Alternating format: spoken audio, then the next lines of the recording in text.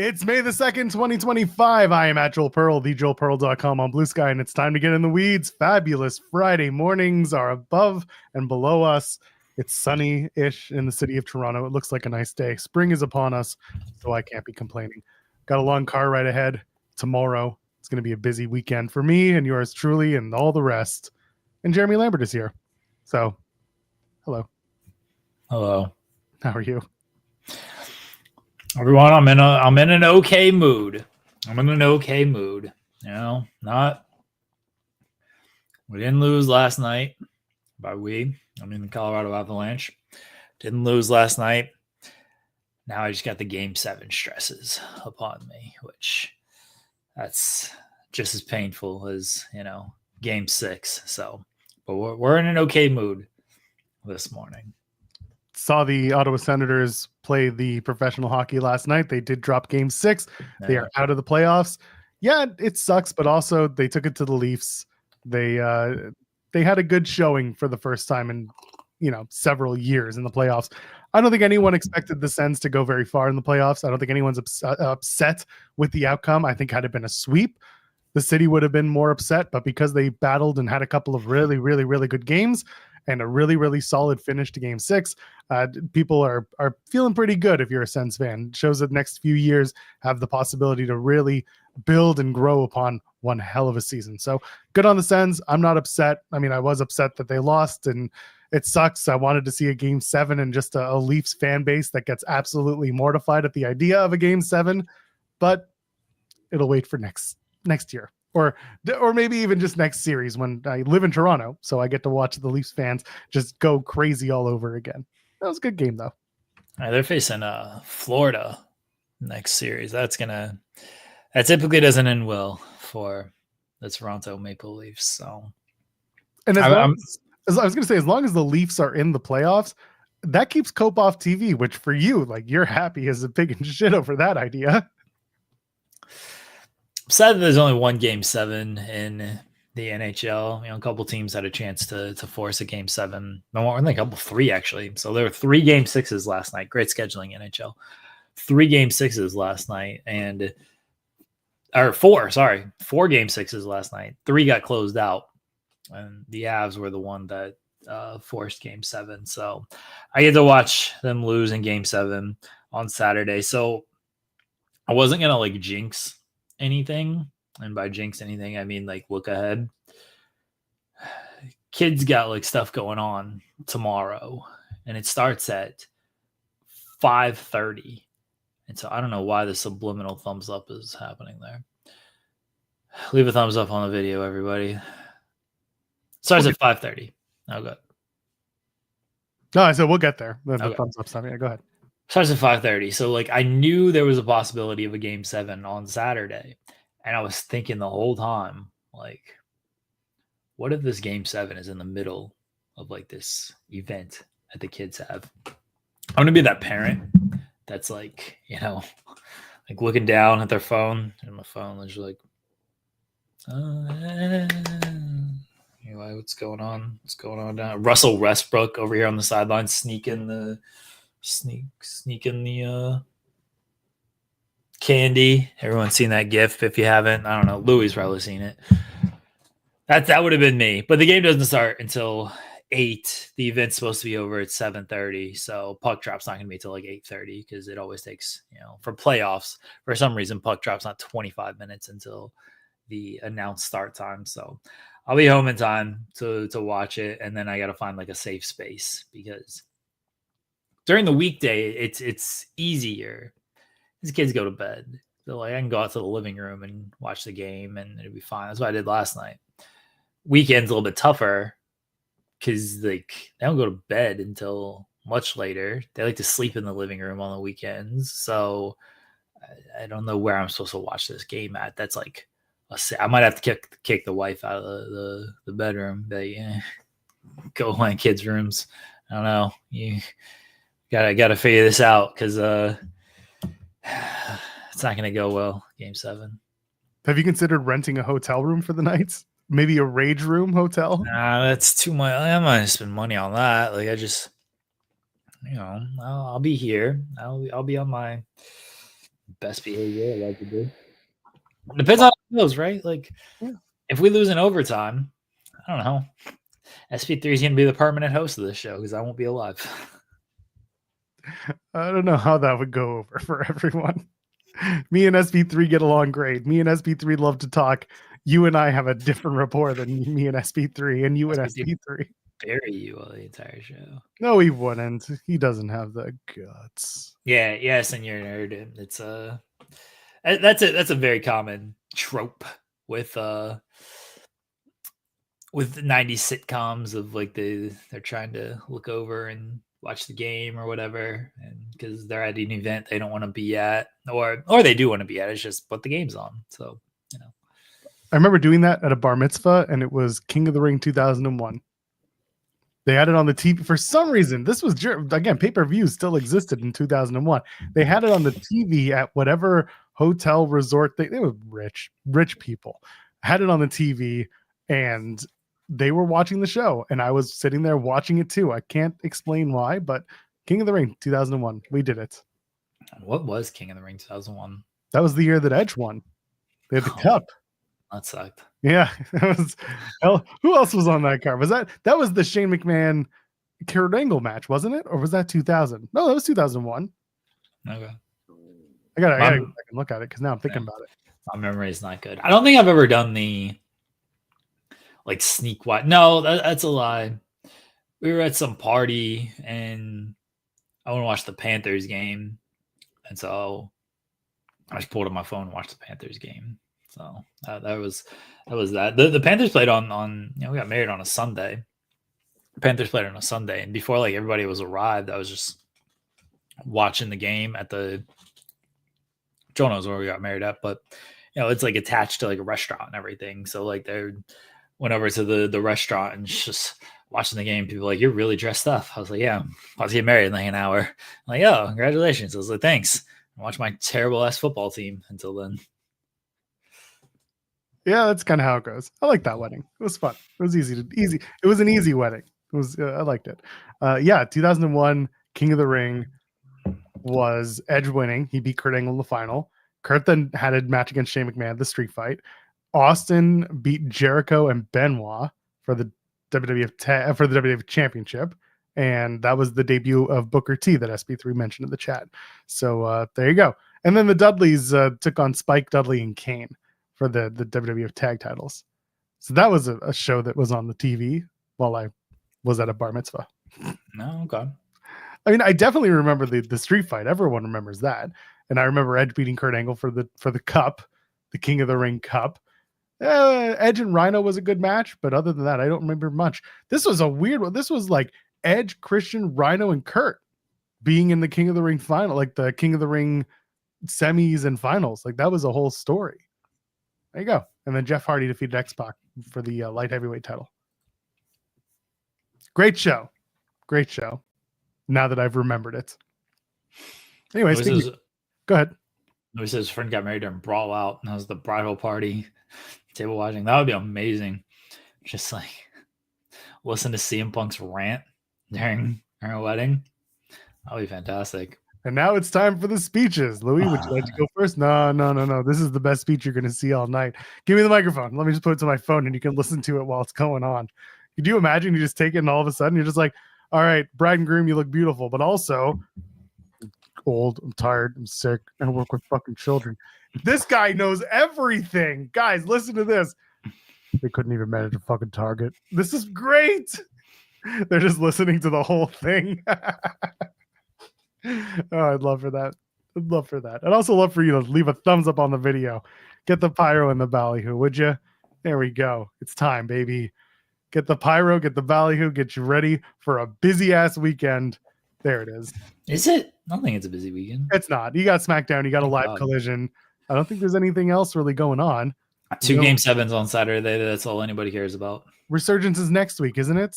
Yeah, Resurgence is next week. I'm actually not going to be covering that show. So it's Resurgence, it's Backlash, it's MLP, it's that whole weekend is just full of stuff. Is Backlash next weekend and stuff? Backlash is the 10th, yeah. Oh, well, I'm not around for Resurgence next week. I'm off next Friday. Good for you. You're gonna have a fun time. Oh, I'm gonna die. No, you're not. They're the friendliest people in the world, Jeremy. What could go wrong? I'm gonna die. Tell my buddy to go find you. I actually have to ask him if he's going to that show because he'd have to fly out from LA. There you go. Wrestling's on tacos this weekend. Have fun. If you're gonna stay up and watch New Japan Pro Wrestling, you can do that. But yeah, other than that, it's a pretty quiet weekend. I think that's one of the reasons why we decided to go to Ottawa for the week because I just got back from Vegas. So why not go away again? That's just the answer, right? Anyway, and then on top of it, you can also donate a super chat. Any amount, get your question or statement read on the air. We always appreciate it. And people asking, will there be a Joel rant about TNA production issues last night? Well, we didn't do a post show. So yes, we will be talking a little bit of TNA tonight, this morning. But first, the big news coming out of WWE land is that WWE lands in Perth October 10th. They will present SmackDown. October 11th, that's a Saturday. Crown Jewel will be in Perth. And then Raw the next night, October 13th, will also be in Perth. This is a very interesting time to be running Australia because right now, at least, there's a 12-hour time difference. So if the show starts 8 p.m. in Perth, it's 8 a.m. here on the East Coast. So at least the watch times aren't too bad for people like us. But there you go. The name Crown Jewel has escaped its original location and has found its way into Australia. Big news out of WWE world this morning. Saudi's going to be pissed. They're like, I thought we were the only people who could get the Crown Jewel. And look out. Good for them. Good for the Crown Jewel to now be a part of Perth. Literally, it's whoever pays us the most money in the Kingdom of Australia. And it's Saudi Arabia, not Saudi Australia. What are we doing here? You get an accent, you get a Crown Jewel. They should bring the Crown Jewel championships to Australia. Maybe they will, honestly. Like maybe they will do the Crown Jewel stuff there. Because that was October last year, right? October, November? Yeah, it was the fall. Yeah, so maybe they will. Or they'll just forget about those things because it's not like they've acknowledged them on television ever since then.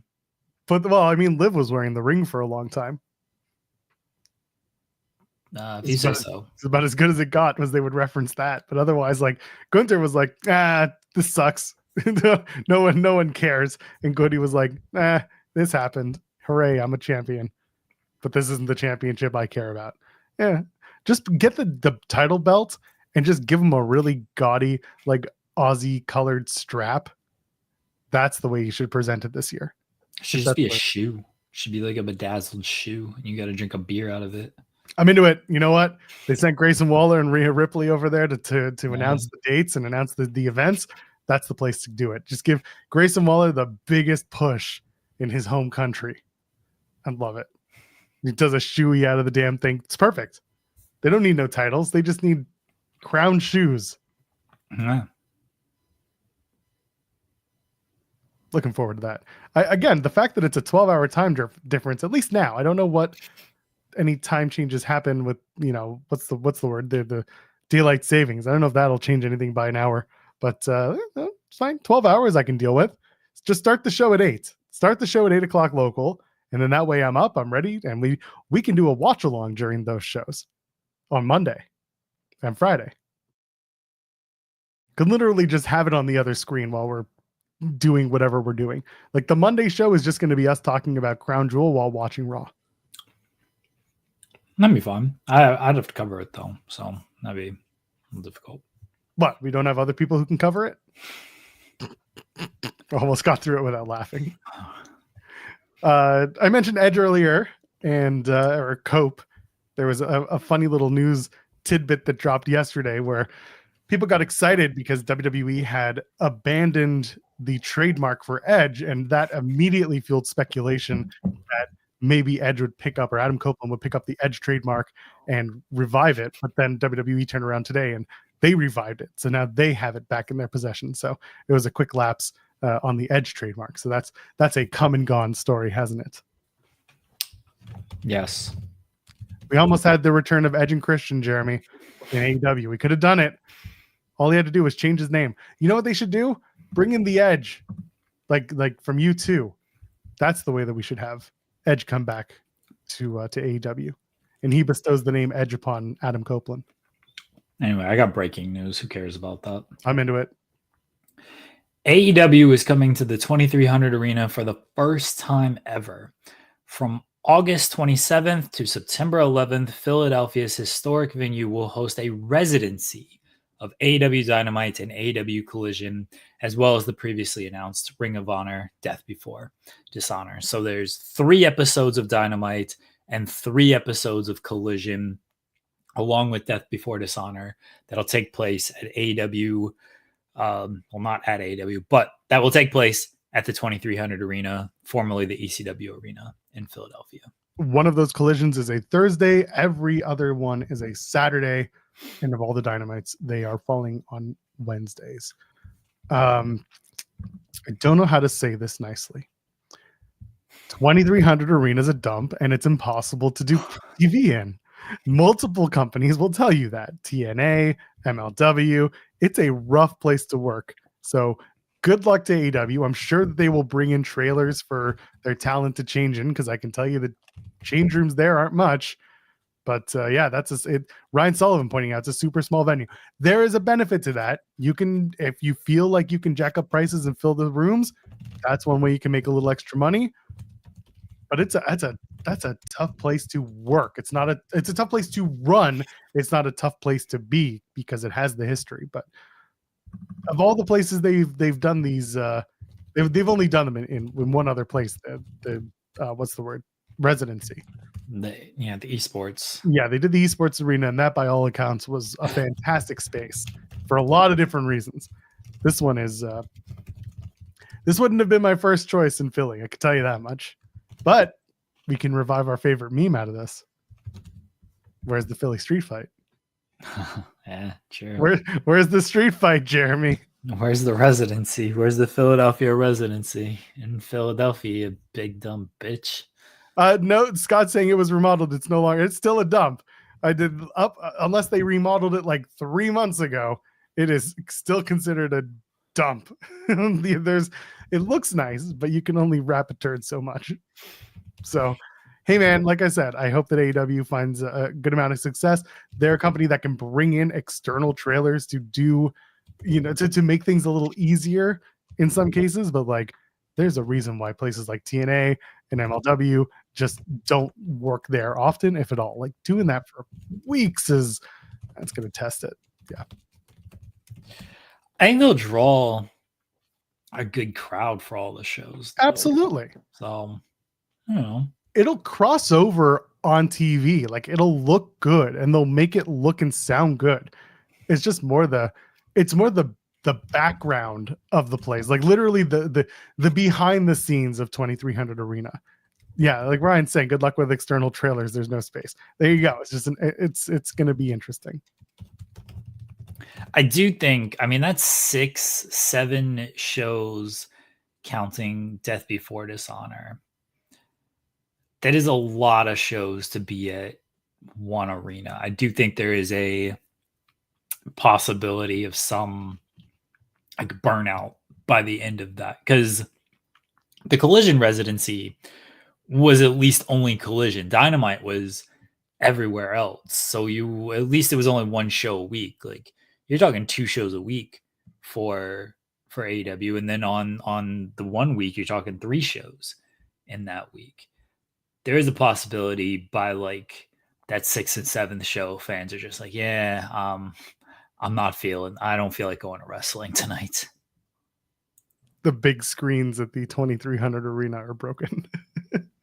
It's yeah, they'll be fine. Again, it's they're doing it for the historical relevance of it, and I get it. Like I don't fault AEW for doing this, because it's got a reason. Like Tony is a big ECW fan, tells the story all the time about how he used to go as a kid, and this is an opportunity. This is an experience. This is something for him. It's just like it's limited. So we'll see how it goes. I think from an outward perspective, it will be successful. I think people will love the presentation. They'll love the fans that are rowdy and loud, and it's big. Not big. Sorry, it's intimate. But other than that, it's just kind of there are other places you could have run that I think would have been a better better space. Like Modroval's mentioning, parking blows. That is something you got to consider when you got to bring your cars to these things. But if public transit works in that area, and I don't know if it does, then who knows? Maybe that'll be it.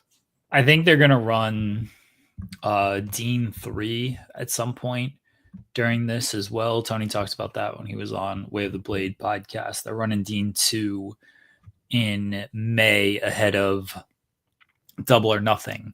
And Tony talked about doing Dean 3 at ECW Arena. This is when it was just the announced Death Before Dishonor. And he talked about maybe doing it not that weekend, but like the weekend before. So the weekend before would be that August weekend, which is now AEW shows because they have Dynamite and Collision. So don't be surprised if there is a Dean show on August 29th. That's Friday. Safe to assume All Out will then be September 13th or 14th?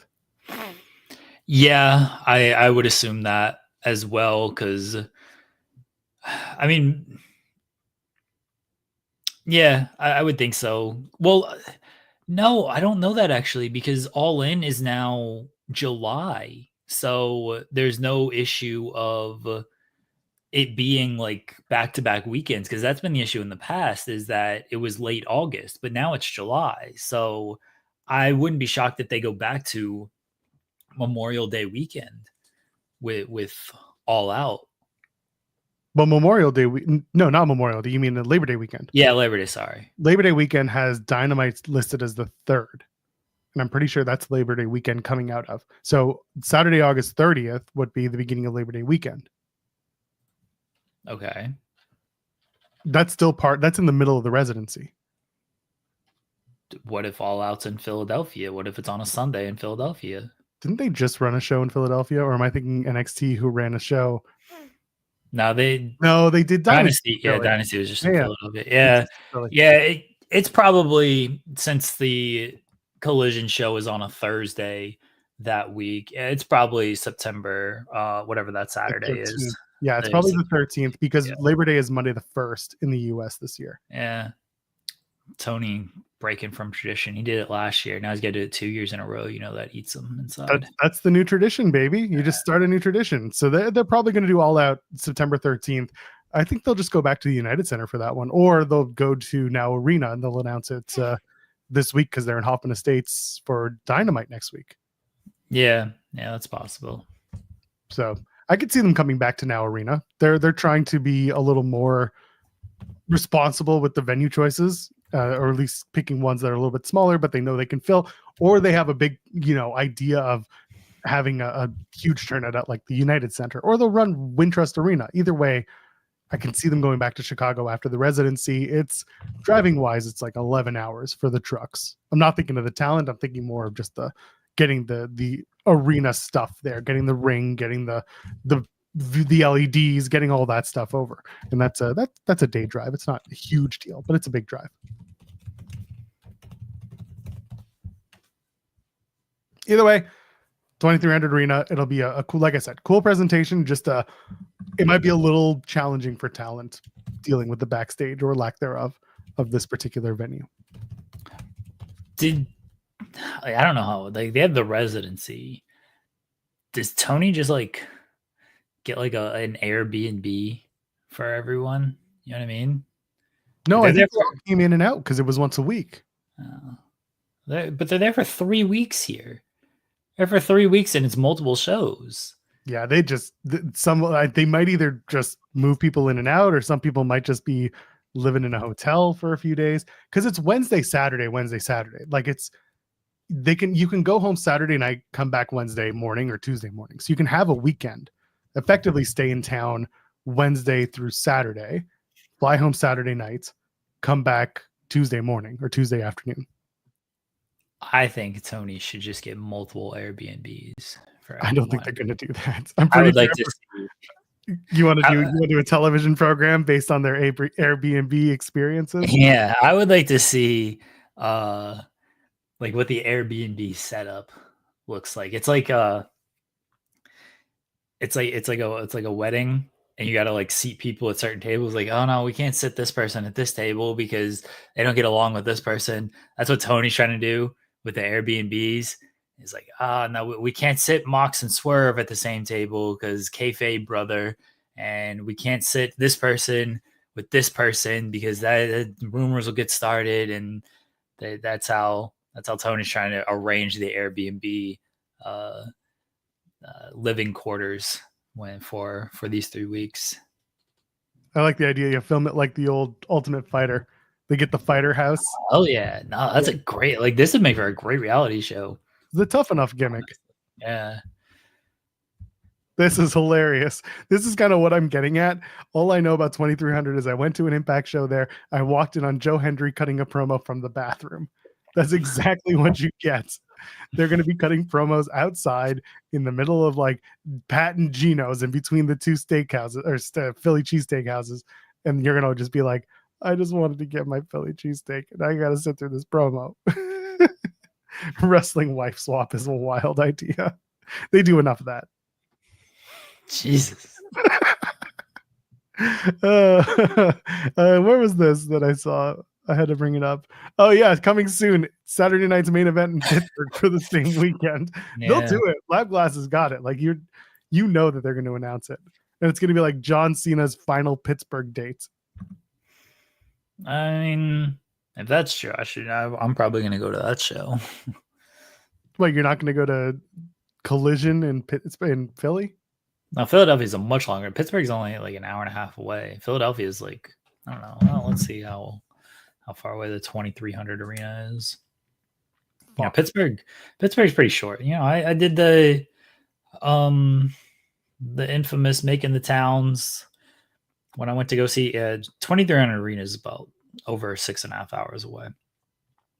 Like PPG Paints Arena isn't super far for Pittsburgh. It's about 90 minutes or so. That's when I did. I went to Sean's match, and then I went to Danielson and Kingston, and then I came home that old trip. So the shortest part of that drive was from Pittsburgh to home. They'll just run Philly for Saturday night's main event. And AEW will be like, who cares? we already, it's a residence with like 900 people. Yeah, like they'll move tickets on that. It'll be fine. It'll be the overflow. It'll be like, we're going to take Collision early, and then we're going to air Saturday night's main event live on the big screen. That's how all the other indies do it. So let's go. It'll be fine. The residency will be fine. I'm not terribly worried. Just for the talent, they're going to have to do something about, surviving in that building. Yeah. The rats will get to them. Nah. Yeah. Are you ready to talk about TNA? No. Why? Because if I bury AEW, they get upset. But if I bury TNA, they just kind of nod along and say, TNA, huh? I don't have much to, like, you guys talked about AEW yesterday. Yeah. Like I basically got through, it's fine. Like the show to me was fine. I didn't like sit there saying I love every minute of it, but I also didn't sit there being like, man, this sucks. I thought the show was completely serviceable. I thought it was a very solid episode of Dynamite, and I thought that they were just plugging along. They have a couple of weeks to go until the pay-per-view, and they're just going to have to, they're just going to have to fill their time getting us ready for Double or Nothing. And that's kind of it. My one little like nitpick was the Mercedes doing her interview, saying all the usual stuff, and then coming out after the Tony match and then doing it again just to get Jamie Hayter on the screen to punch her out. That was always like, all right, that happened. Other than that, the show was fine. That was a good interview though. The backstage was really good. The one where she's sitting with Renee? Yeah. I'm not going to sit here and tell you I loved it. I just thought it was kind of just there. She did it felt very same old for Mercedes. That was really good. Yeah, that's fine. Listen, if the delivery did it for you, I just watched it and said it was fine. Okay. It just felt like a Mercedes promo. It's not a bad thing. It's not a great thing. It's just a thing that exists on the show. And then Jamie comes out and like shoves her, punches her, and I always love watching when these people have to like react and run off as heels, but also when they're wearing high heels, she's got to run off like she's trying to balance the running while she's going. It's she looked very funny running because it's very she's got all these titles and she's in heels and stuff. That's the funny shit. And then like Tony Storm reacting to the music was like, this is just hilarious in the dumbest way possible because that's just what Tony would do. She's like, all right, it's here. Yeah, it's fine. Like the matches were good. You had a PWG Open. It went really well. You had a hot finish with the Fletcher and Hangman. The Fletcher and Hangman match for the Owen. I always figured Hangman was winning, but they did a really good job of making you believe that Fletcher had a chance. He had plenty of chances. I thought it was a good opportunity for them to work on Fletcher and make him look bigger despite the loss. Again, Dynamite was good. There was just nothing that like made me hate it, and there was nothing that made me love it. It was just a solid show. You're enjoying your chips. I get it. That's a me gimmick. What are you doing? I think me too. Actually, I had a good breakfast this morning. I had these.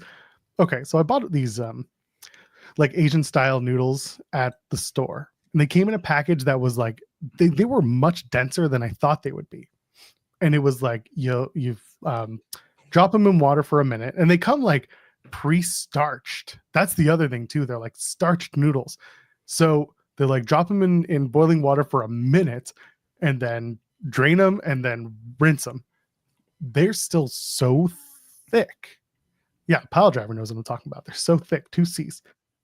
So I finished those today because there were more than I thought there would be. It was part of my lunch yesterday. Took the rest noodles today with some avocado, some hot sauce, and some eggs, and that stuff was good.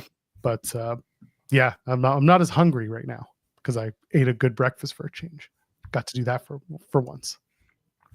No chips for me, Jeremy. Okay. I also don't have any chips because we're leaving town tomorrow. I get to sit in a McDonald's for 2 hours beforehand because my kid's going to a birthday party.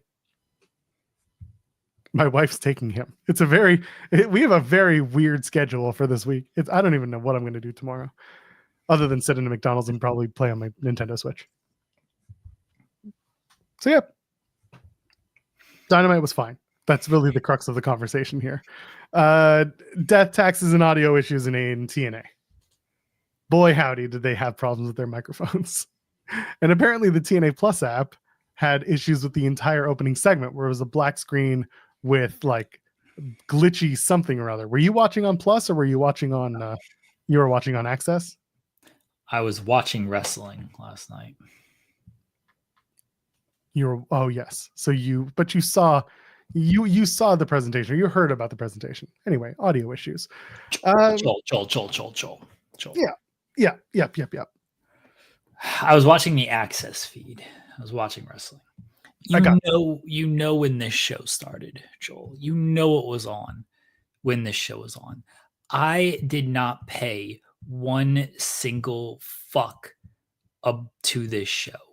I had to pay attention because I had to cover it, and I was annoyed the entire time I had to cover it because the Avs got up 2-0. And so like the first 45 minutes or the show or whatever were like fine because we were up 2-0 and I was feeling pretty good about things. The second period sucked the dick because we were down 4-3 at the end of the second period. We blew this 2-goal lead in 4 minutes in the second period. So I was super annoyed the entire second period. So whatever happened between, let's say, 10:45 and 11:40, and then chalking into the start of the third period, which the third period started at about 11:40-ish, I was pissed off during this show. So whatever happened between that time period I just named, I didn't pay attention. I didn't care. I barely paid attention to the first part of it, but I had to pay attention because I'd covered the damn show. So truthfully, I didn't notice any audio issues. If they had audio issues, didn't notice. I heard that TNA Plus was like stupid, and so people were offended by that. I don't watch on TNA Plus. Joel will tell you, I tried to get Joel's TNA Plus account for the show the other week, Unbreakable. I was like, I'm not paying for this. What's your account? And Joel doesn't even have an account. I couldn't even steal his. So if they had audio issues, I didn't see them. So first of all, that happened at 10 o'clock. So whatever your timeline was, it's completely lost based on that. What do you mean? It was at the top of the show. Okay, so like I told you the game started at 10 though. So like I You was said 10:40 to like 11:30. 10:40 is when I was pissed off because that Yeah. that was the second period and that's when we started to blow the game. But I Right. was still paying attention to the game in the first period. Mm. So that 10:40 to 11:40 time frame is when I was just like angry at everything. But the 10 to 10:40 time frame, I was still not giving a fuck about TNA. Which is pretty standard for par for the course. When you messaged me for my TNA Plus login, this was before Unbreakable while I was in Vegas. The reason I don't have it anymore is because they went to the Canadian provider. They went to Sportsnet, and my mom has a connection. She has a Sportsnet. She's got a cable, so I could stream it from the cable streaming site from Bell. So I got rid of TNA Plus because TNA Plus is no longer showing the Canadian version live. So I was like, well, forget this. I don't need it. And the Plus events, I can just order a la carte from Triller, where the picture is better, the connection is stronger, and I can order it with a VPN and pay less for it. So there's no reason for me to have TNA Plus anymore. So I can watch old episodes of TNA? I ain't doing that. Even when I want to go back, I just found out if I missed an episode, I can just go back because of the Sportsnet Plus app, which still sucks, but at least I have access to it. I can watch old episodes of TNA if I really need to catch up. So this morning, that's what I did. So it's all part of a plan that I don't pay for. Haza saying money's for the best morning show in wrestling. Thank you. Sorry about it's Wednesday with the sandwich and the $50. I was indisposed. Yeah, there's that. So Sammy Callahan and Mance Warner might become a tag team, Jeremy. Saw this. Just a PCO replacement ass segment that they did. Remember when PCO was a tag team with Sammy? Yeah. Yeah, it looks like we're doing that, or at least something to it again. They shook hands and they're like, I don't want to see you again. I'm like, oh, one of you is going to help the other, and that's just the way it is. They replayed the Ultimate X finish. Yeah, they tried to justify it. They should not have done it like that, because it was just nope. Like everything we talked about on Monday, it was the same thing. It's like it was ambitious. It looked stupid. Now they're going to try and tell around it. They did not do a good job of it. I was just like, of all the angles you picked the one that everyone saw and said, oh, it's hard to tell. I'm like, no, it's not. We can see both feet touch the floor and he's got the title. That was it. He may as well have just won it. That was bad. The matches were fine. Again, like TNA, it was fine. It was just whatever these live episodes are of Impact. Some of them are good. Most of them are not great. They have Robert Stone on the show now. Shout out to Robbie E coming back to his home base in TNA. But now who's he representing? He says he's representing Anthem and he's looking over Santino's shoulder. Like he is. What is the story? Because even commentary was like, what is this about? It was bad. This fucking segment. So this is when this was in the middle of the second period, the dreaded second period. So I'm hate watching this segment already. You're not alone. I'm annoyed at how the team is playing. And I see Cody Deaner come out, and the announcers are talking about Cody Deaner sent out a tweet that his contract expires. Like, what? Did we miss this news? What is happening here? No knock on Cody Deaner. That thing got no traction. No. You can knock on Cody Deaner. The man shouldn't be having a storyline like this in 2025 or a match on a PL or on a plus special against Edward. No. Cody's a great guy. Nice dude. Does not deserve to have some TV time like this in 2025. It's worthless. Continue, please.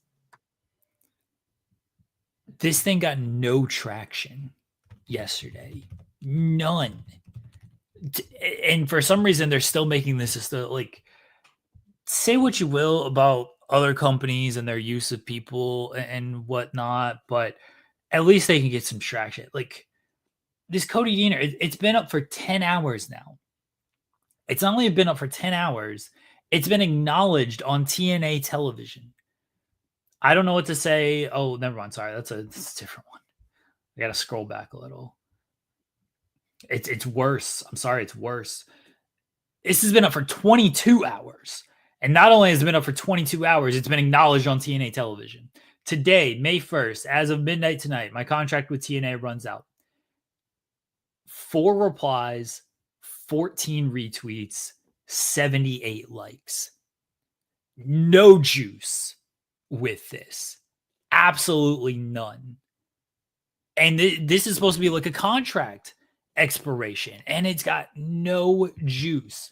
So I didn't see this tweet yesterday. That's on me. I should probably do a better job as a news reporter who finds news. So I didn't even see this because it had no traction from anywhere. Nobody picked it up. Reddit didn't care. Reddit does post about everything. They didn't care. So they come out and they're talking to this Cody Deaner. And it's like, oh, his contract expires at midnight. He sent out a tweet, blah, blah, blah. I was like, what? What are you talking about? Sure. And he's like, my contract's not going to be renewed because I haven't won any matches. Like, when was the last time you wrestled a match? Much less won a match. He had a match against Moose on TV a couple of weeks ago. But that's like, he's been mostly off TV. He's doing this power of the people bullshit. Yeah, I heard his music and I was like, what is this music?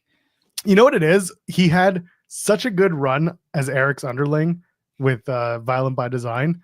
And then he started the design after he killed Eric Young. And I'm not using that. Like, they literally killed off Eric Young. And then Eric came back to life because he's a ghost and he's back in TNA. But for some reason, the only people in TNA can see him because he's a ghost. And since then, Cody Deaner, like, nothing. He's been nothing. He's been this power of the people wearing red and yellow. Like, it's a weird homage to Hogan without being Hogan, and it's not good. It's very 80s garbly goop character stuff. It's there's no use for it. So he comes out and he talks about his contract's not going to be renewed because he hasn't won any matches. I was like, well, yeah, that sounds about right. Sure. Why has he had so many X Division title shots? What is this? Why is he? Are you looking at his? Yeah. He had the qualifier for Ultimate X, and then he had the X Division title match against Moose, but that's only because he had to last 2 minutes against Moose. So they did the run around the arena, and then Moose put him down in 30 seconds. Okay, well, in November, he also had an X Division title shot against Moose. Yeah, he did. Moose was doing the whole I'll face anyone anytime. Yeah, and then he was off television until this latest run. So anyway, he comes out, he says his contract, blah, blah, blah, blah. And then Santino comes out and he's like, I talked to them. I negotiated a short-term extension. I got you a match with Eddie Edwards. And if you win, we can, it'll give them more credence to renew your contract. I was like, man, we're doing this with Cody Deaner. Like, this is who we're doing this contract renewal storyline with, a guy who's barely on television and who you've put no real equity in. And then it gets worse from there because here comes Robert Stone with Alicia Fox. And he's like, I've talked to upper management and you're under review. And I'm like, what? Why are you both here? But then the cherry on top of all of this is they're like, Alicia Fox is going to face Masha Slamovich for the TNA Knockout titles under siege. You have packed 3 talking points into one segment. You could not space this out. You could not make this a multiple arc thing. You had to put all 3 of these talking points into one segment. And it ain't like these are like 3 good talking points. These aren't like 3 big announcements or anything. Cody Deaner against Eddie Edwards. Santino is under review because here's Robert Stone, which, I mean, cool. Robert Stone's back. He filmed a vignette a few months ago with him like returning to the Impact Zone. And then Alicia Fox just walks in and gets a title shot. How bad is your division hurting right now when Alicia Fox can just come in and it's like, yep, this is our big challenger for Masha Slamovich, Alicia Fox, who's not been on television for years and who hasn't wrestled a ton since leaving WWE either. It's not like she's been working consistent indies or anything. She's had her last match in WWE was a Rumble appearance in 2022. By the way, that Rumble appearance in 2022 was her first match since 2021 when she appeared in the Rumble. And by the way, that was her first match since 2019. Since 2021 in the Royal Rumble, she has had 10 matches. That includes the 2 Rumble appearances. She has had 8 matches since 2022. Ain't like she's worked a ton over the years. Ain't like she's really been out there and look, she's worked good people. She's worked with Mickey. She's worked with Jordan Grace. She's been more active over the last year. I mean, really 7 of those matches have been over the last year. So she has at least been active there, but it's not like she has been like this prominent person who everybody remembers Alicia Fox, right? It's like, maybe the Total Divas stands, I'm sure, love Alicia Fox and everything. But if your big get here is Alicia Fox coming in to challenge Monster Slamovich, it's just like, really? This is what you're doing out of all of this? This segment was so awful. And I fully admit I was hate watching this segment because it was in the middle of the Avs blowing the lead in the second period. So maybe I'm not objective with this. Joel, maybe you're a little bit more objective. What did you think? It sucked. Period. End of sentence. Everything you just said was exactly how I felt. They brought in Robbie E and said he is a guy who was the GM of Evolve or was very involved with Evolve, and suddenly he's crossed over and he's above the head of Santino in the Anthem world. Like, none of this made sense. Vix Crow showed up at what? She showed up at Unbreakable. Is that Unbreakable sitting in the first row? Yeah, got involved with the tag match in the main event with Masha and Joe versus Kazarian and Tessa. So, like, sure, there's like minimal crossover there. She wasn't at Rebellion. She was nowhere on anyone's minds or mouths at the show. So, like, her showing up again made zero sense. The only little piece of like, I don't know, shine out of all this is that they didn't do the Indy Hartwell automatically gets a world title shot because she signed a contract deal. They didn't do that with Indy. And I'm glad they didn't do that because it shows that they have at least a little more planned for Indy. And it's like this much more that they might have planned.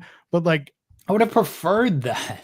I get it. But like, it was just, none of this makes sense. Under Siege is not looking great. I'll put it like this. I don't even know if I want to go to this show because the one thing that I was told was a match that's upcoming, I thought was going to be at Under Siege. No, they taped it last night. So I don't know. I don't know because right now the main event is Trick Williams, who at the top of the show teased to Joe Hendry that he's not actually in LA. And then he showed up in the main event and, you know, Trick cost Joe the match. Jeff Hardy got pinned against, it was a 6-man. It was Kazarian and the Nemeths taking on Joe Hendry and the Hardys. Jeff got pinned again. This is all in service of just getting Jeff written off ahead of Under Siege because he's not going to Toronto. But like Trick comes out, lays out Joe Hendry again. I assume we're going to do Joe comes out on Tuesday and costs Trick Williams in the Battle Royal. And then we're going to do Trick versus Joe maybe at Battleground in Tampa, Florida. And that'll be that. But like the main event at this at this Under Siege show is Trick and Frankie Kazarian teaming up, which is a hilarious I need interactions between these two men. I need full ass segments with Trick and Kazarian. They're going to take on Joe Hendry and Elijah. So we're going to get another fucking concert. Is really all I'm getting out of this. Even though I asked Joe Hendry, hey, what about concerts? Why do you keep doing concerts? He's like, there's a time for the concerts and there's a time to be serious. And I'm like, well, we're not doing serious going into this show, so you may as well just load up the yucky yuck between you two. It's not a show I'm looking forward to. Edward Edwards versus Cody Deaner is a match that's happening on the main card that they think is a big idea. Cody Deaner is going to get the win because he's at home and Cody's not leaving TNA. He's still working backstage. Like they're hoping Edward Edwards carries Cody to a good match. Not even carries because Cody can work. Cody's a good wrestler. Don't get me wrong. Those two in the ring are going to have good chemistry. The match will be good, but there's no There's no heat. There's no interest. There's nothing behind it. But the Robert Stone stuff, having Masha versus Vix Crow, is just asinine. There's no reason for it. Like, nothing of it makes sense. I'm glad I wasn't doing a post show last night, because I would have been billing TNA for the time at that point. I would have said, Sean, forget it. I'm going to talk to Ross and he's going to pay me for this, because this was absolutely, if I had watched all 2 hours, a waste of time. It was not a good episode of Impact. Santana, came out, beat a guy in 3 minutes, as is tradition. And then he's like, I want the TNA World title. I'm like, yeah, you should be going after the TNA World title, but you shouldn't be going after Joe. You should be going after Ali, who should be going after Joe, who should win the title, so that you can get to Slammiversary and have a hot ass main event between those two. Obviously, like, I'm going to work my way up. Like, you just beat Ali. Like, is that not a big win? He did. He's been working his way up. He was undefeated until Ali took that first win from him at the last show at was it Genesis when he did it at the pay-per-view? Yeah, I think it was whatever. It was just, it made no sense. TNA has done this up and down thing with me for the last year. There was a point where going into January 20th, when they were doing the first live show, where Cresta and I were like, man, we're not gonna keep doing these post shows if they keep delivering on a poor level. This is one of those times where I'm like, man, there is no value in TNA. It's just coming out of the pay-per-view, things were okay. Like, Rebellion wasn't a barn burner of a show. It's just there's stuff missing. And this show last night was just, not great. Elijah didn't even show up last night, like Scott's pointing out. He's in the main event. They've announced him for the main event. He's going to show up, and maybe they'll say his name and he appears. Oh, by the way, spoiler alert, Nikita Lyons is going to team up with Masha Slamovich in a tag match next week. Have fun with that shit. Is Nikita a babyface? Masha's a babyface, right? She is, and apparently Nikita thinks she's a baby. Gonna watch her count her steps as she does her entrance to the ring and sings her song. My favorite thing to watch wrestlers do. Okay, Sasha, 1, 2, 3, 5, 6, 7.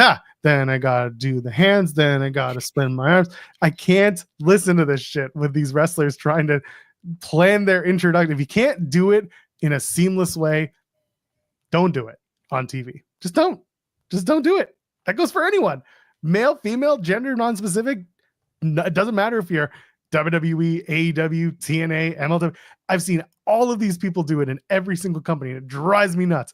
You know who the only person that I watch do it, and he does it fluidly every single time?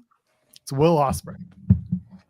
When I watch Will Ospreay do he hits his marks, but he does it in a way that just feels smooth. It just feels like Will. He's a guy who gets that. Stop counting your steps on the way to the ring.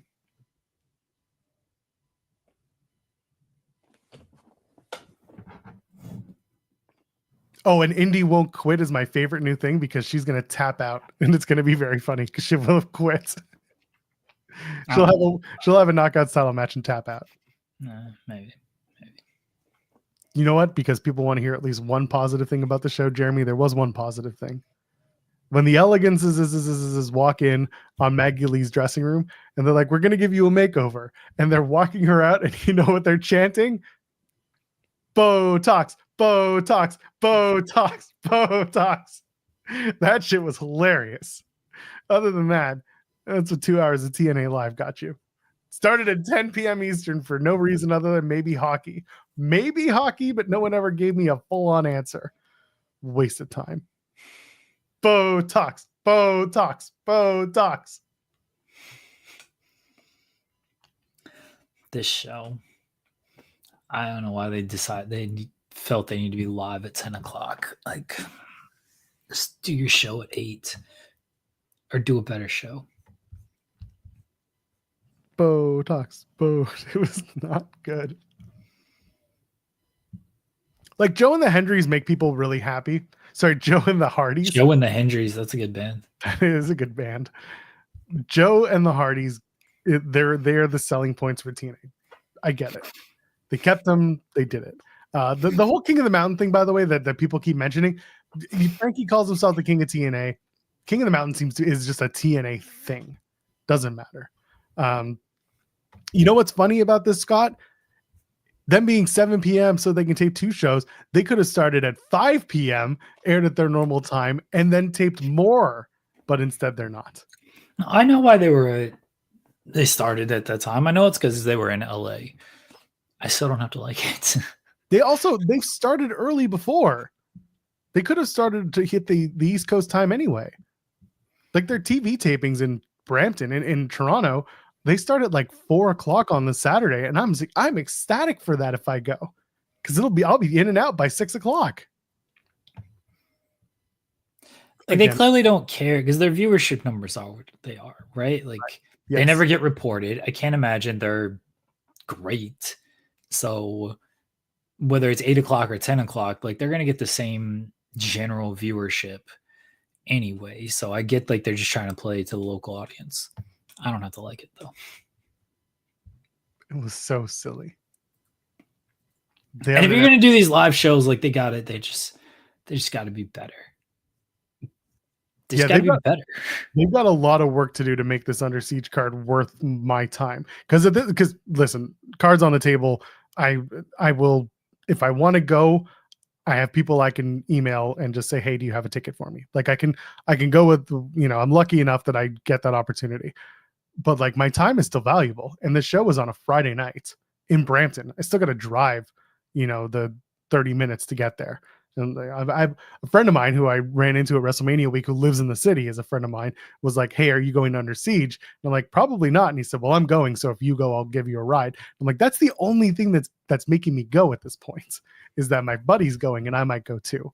But like the way that this card looks right now, literally nothing on this card, and there's only 3 matches, so I'll give them the benefit of the doubt here. There will be more, and maybe they're going to add Moose and Leon Slater. I don't think so. I think Moose and Leon Slater is going to get built all the way to the pay-per-view. I really think they're going to try. Maybe. I really think they should be trying to make Leon Slater at a big show, or make Moose versus Leon Slater like a main event of a plus show. If you're going to do it, make it make it worthwhile. Meanwhile, hilarious. There's Moose versus, it could be Moose versus Trey for all I know. Has Joe Hendry had a one-on-one title defense? The first one against Cardona, right? Was that a title match? That was a title match. But I don't think he's had one since then. He's had a few. It's all been on Impact. He hasn't had a... Yeah, he did the Nemeth 18-second one, and he did the Hammerstone defense. Yeah. That was Hammerstone's last. He did Jake something before Jake got injured. There's been nothing else one-on-one since then. The one pay-per-view was the cage match. The other one was the 3-way, and now he's doing just a tag team match. So it's going well. Getting him ready for his WWE run. Yeah, it's going well. Very funny when they showed Chris Van Vliet in the Impact Zone, and everyone popped for him because they all knew who CVV was in LA. But when they showed actresses from B-level movies, they were like, okay. We're at Rebellion. The Nemeths, I don't know who the Nemeths are going to face at Under Siege. They got to set something up there. It'll be the Nemeths versus the Rascals. That's fine. Again, like what? Moose's opponent might be enough. Who's Moose gonna face? I don't know, man. It's gonna be a road to get me to get to that Under Siege show at this rate. I don't know what I'm gonna do. I'm taking a nap is what I'm gonna do. Should talk about the thumbnail. The thumbnail? I didn't know what the thumbnail. Like I saw this morning. I was like, oh, okay. So we saw it's a mystery box. I mean, it is a mystery box because we don't know, and it hasn't been officially. Nothing's been officially reported. Shotzi, BFAB, and Awesome Theory are 3 WWE superstars that posted uplifting social media messages about their potential and about taking the ride and giving their all and taking the call and all that stuff. Nothing official regarding their futures, but it's led to a lot of speculation. I'm curious about how many of these wrestlers who are posting this stuff are taking the cross route of trying to get yourself out there, trying to be more out there on social media, or how many are, kind of strategically trying to say, use me better, but also some of them might be saying, maybe this is the end of my contract. We don't know. Nothing's official. Nothing has been made official. But the way these have read have been kind of taken on all sides. I wanted to talk about it, not from a, oh my God, these people are leaving, but more from a, what is the benefit of posting some of these in hopes of getting crowd support, in hopes of getting, and just like, what is the general value to doing this? That's kind of what I'm coming at. And I'm not coming at it as a, oh my God, they've been released, because nothing has been confirmed. We're not going to speculate about jobs. I'm more curious about like, what is the thought process when these wrestlers decide to post stuff like this on socials? We're definitely not speculating about stuff, because I didn't think of that at all. To me, this is everybody just, the theory one just felt like, all right, I'm just feeling motivational. Here's my post. Shotzi and BFAB, they did like character promos. And I think it was just a reminder that they are there. Dakota Kai kind of in the same boat, where she put like, I miss wrestling. I'm not hurt. It's a reminder that, hey, I'm here. I can be used.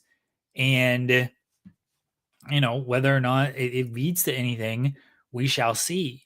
It's a smart thing to do, because we have seen in the past when people do this, it does make it, like, it can help. Not all the time, but it can help in some cases. Chelsea Green was doing social media stuff and doing videos or posts or whatever, and she ended up turning that into television time. If you're BFAB, who's had like 2 matches, but the Charlotte match was rough, and that was on everybody. We shouldn't have put Charlotte in that match, because that was like her first singles match back. BFAB wasn't gonna be the best opponent for her in that.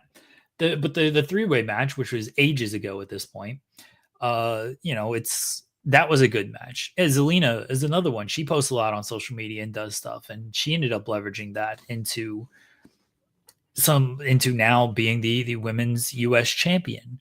So that, I think that's all these guys are doing, is guys and girls are doing, is, hey, I'm here. Let me cut this promo on social media. Let me show you what I can do. Now, can I get 30 seconds on television off of this? Can we do something off of television off of this?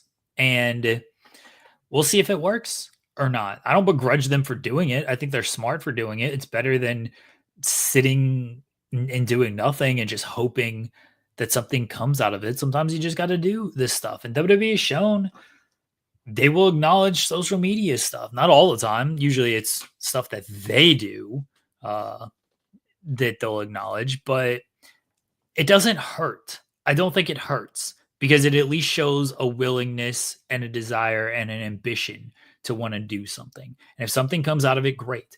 And if nothing comes out of it, then WWE looks bad. Of like, why aren't you using this person more? Look, they're doing these promos. So I admire what BFAB and Shotzi, to a lesser extent Theory, because I don't think that's quite what he was doing. That just felt like, hey, let me just post this motivational thing. But BFAB and Shotzi certainly were, let me try to show you that I'm still around and that I want to be used. And post WrestleMania is the perfect time to do it, right? Because before WrestleMania, things are kind of set in stone, and you're probably not getting anywhere unless you are part of that stone. Post WrestleMania, like, there are opportunities there. People have television right now. People are getting shuffled around. So try to do something with this post WrestleMania chance that you might have.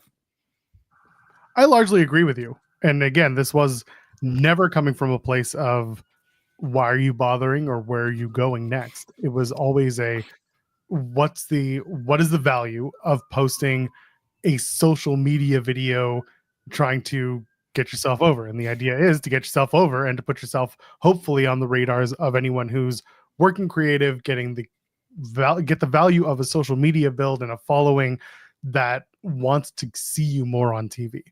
Zelina Vega is not my favorite wrestler.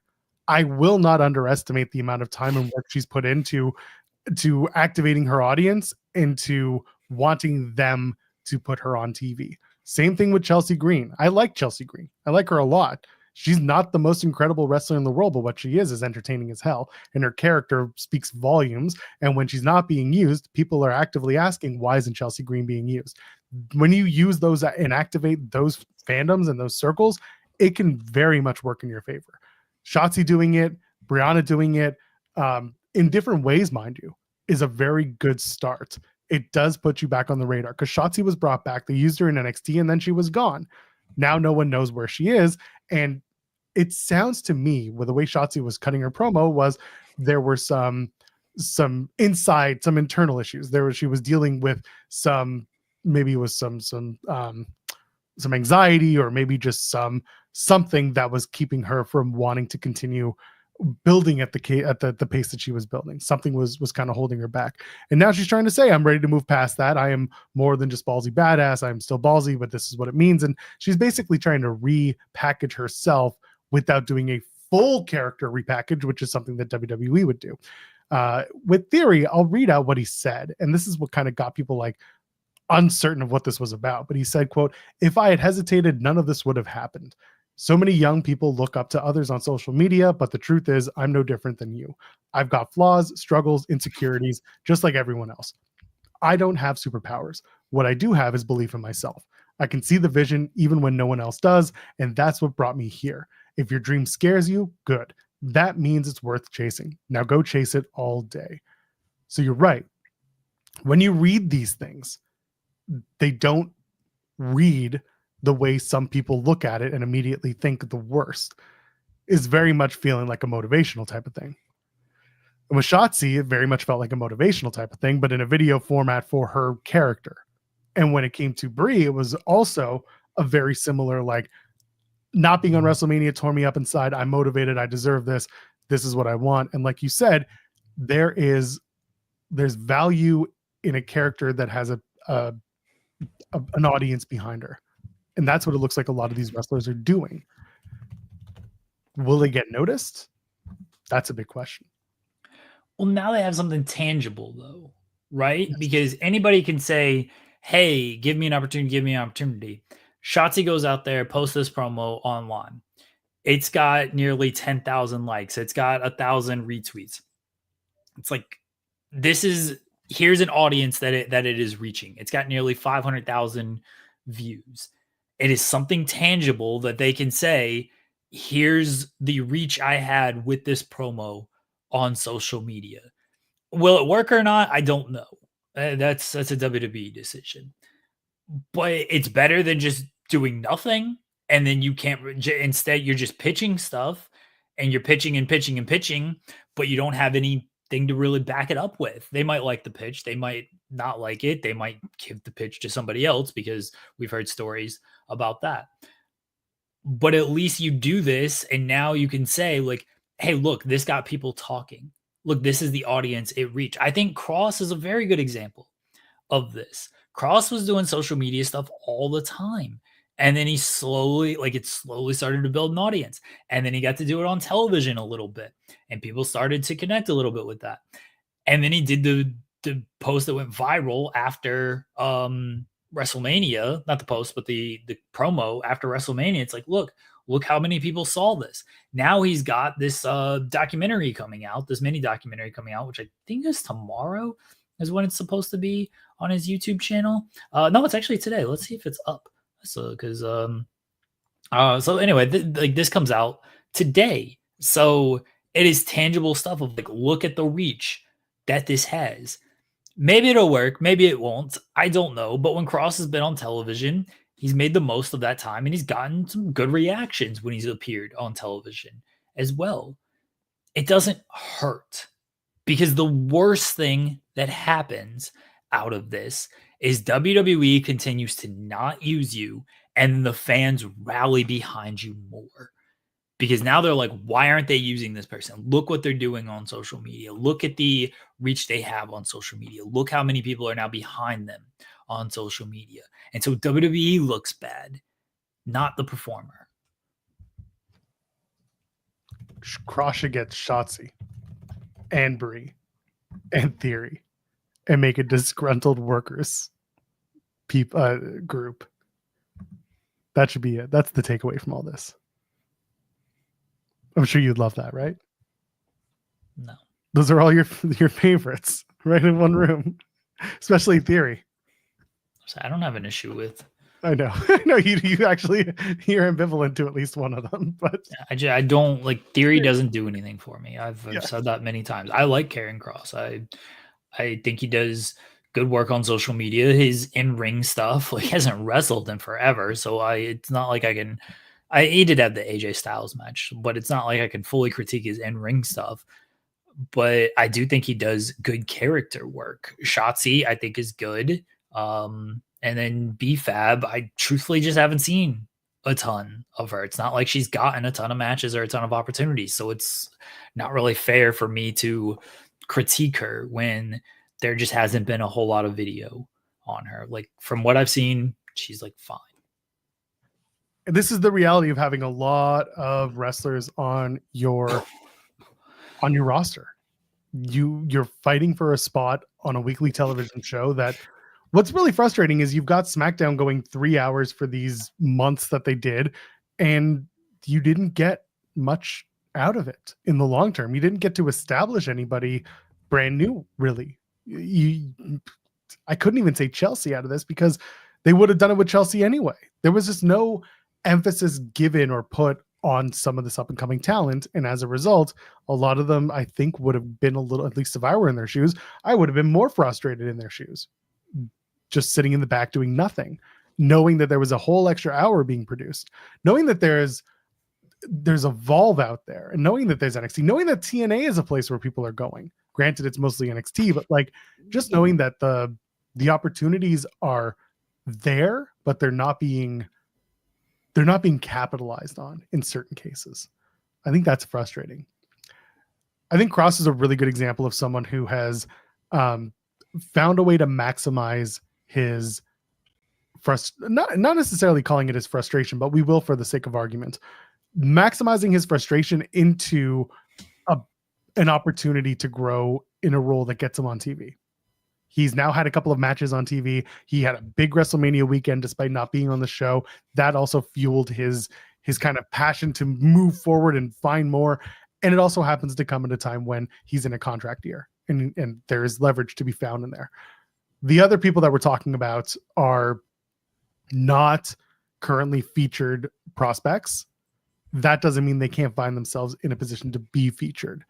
That's going to take a little bit of extra work on their part, though. It's not just one video. Hopefully they kind of parlay that into many more and they find a way to put themselves back on TV to earn a spot, because that is what WWE is all about. That's what wrestling's all about, is earning a spot. Once you earn a spot, or at least an opportunity for a spot, then you have to deliver. And that's kind of what their next step is, to get noticed, to get a spot, to get a chance to deliver, to maybe even stand and deliver. We already did that. So I don't know where all these people land, but I know that there are a lot of people who are ready to move up in the pipeline and take their place. And that's just kind of the situation that they find themselves in. So I don't know where they go. You can only do the let me wrestle, give me opportunity. Like, so many people can only do that at once. This is what I liked about Shotzi's promo, is there was a character in this. You know, she talked about her past and being the ballsy badass and what that meant. And she talked about how, like, her story of overcoming injuries and overcoming personal stuff, and like essentially a new version of who the ballsy badass is. Like, I thought that was good. B-Fab's promo felt very much like the typical I just need an opportunity kind of promo. I did like she had a little catchphrase at the end there, but that one felt a little more generic to me than Shotzi's. don't begrudge her for doing it. I think it's smart for doing it. I just think Shotzi's was a little bit more well done than BFAB's, but I like that BFAB even took the shot and did it. But only so many people can do the use me, use me, use me. Why am I not being used? Because then it just looks like everyone's complaining, which they all have the right to do, mind you. I'm not saying don't complain if you don't feel you're being used. But when everyone who's not being used does it, then a lot of it just starts to, it feels like it falls by the wayside. And it's like, all right, you can only complain so much. Give them a reason to actually use you. Present a character to actually use you. Natalya was in this weird spot where it felt like she was kind of doing that of like, I want to be used. I want to be used. And then Natalya decided, all right, fuck it. I'm going to go out here and let me work NWA. Let me work Bloodsport. And then what'd she do at Bloodsport? Presented someone completely different than we'd seen on television. Then she did a really great follow-up promo on Kenzie Page that she posted on socials, which was fantastic. It's like, oh, Natalya's doing something different there. I like that out of Natalya. That's the kind of stuff you need to do. Cross, when he's doing the disgruntled employee type of thing, but he ties it into what's happening on television and what's happening with his character. That's good stuff. So most of them are doing it the right way. There are also just the people who, and I'm not saying anybody recent or anything, we've just seen in history, we've seen them just like not being used, don't know what you want me to do. Like, all right, do something. Like, I like Dakota Kai, her just saying, I miss wrestling, like, I'm not hurt. I wish Dakota Kai was on television. There's a spot for Dakota Kai. They're doing stuff with Damage Control, but not with her. Like, Io is prominently featured. You would think Dakota could work in there a little bit somehow. But Dakota is someone who could do maybe a character thing instead of just, I miss wrestling and I'm not hurt. That feels like, hey, I'm around. Use me if there's anything. For all I know, she's pitching stuff behind the scenes and she is like trying to get on TV and stuff. But what I'm seeing from the others is they are posting character videos, again, tangible proof of this is what I can do. Let me show you on television.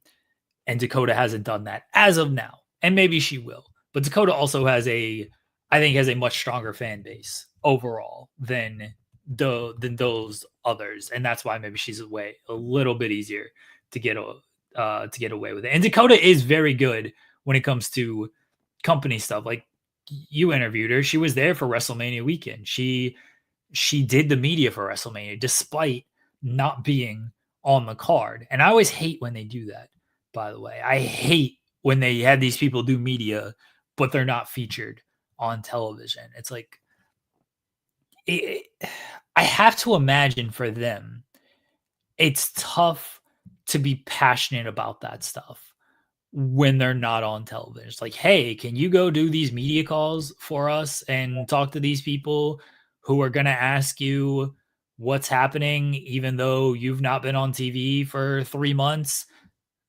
I mean, you're not going to turn it down because that doesn't look good, but it's like, I don't know, either use me, so maybe I got a little bit more to talk about, or send somebody else who is on the show to do this media and not me. Like, it just, it feels a little like you're using the person a little bit. And I don't like that. They also did it with Carlito, where they just suddenly put Lito in front of us at the media day, and we're just like, here's Carlito, and we're like, none of us have questions for Carlito. Carlito at least he doesn't wrestle, but at least he's on TV weekly doing Judgment Day stuff. Dakota Kai is not on TV, period. She wasn't, but for a while she was, but it was the same thing. She was with Damage Control. Dakota Kai hasn't wrestled in like a month, and that was her last TV appearance. Yeah, then she got injured, right? No. Didn't she have an injury? She had a couple of injuries at one point. Yes, she did. She did, but that was last year. Thought then she had another one that brought her out for like a couple of months, like a finger thing. Nope. Okay. I think you're thinking of Kairi Sane. Maybe I'm thinking of Kairi. Kairi mentioned that she had a finger issue. Yes. No, Dakota has not wrestled in over a month. That was on Main Event. Her last Raw match was March 17th, so nearly 2 months. Was that the Intercontinental Championship match? Nope, that was against Ivy Nile. Just a random match overseas. She just beat Ivy Nile, and I don't think she's been on television since.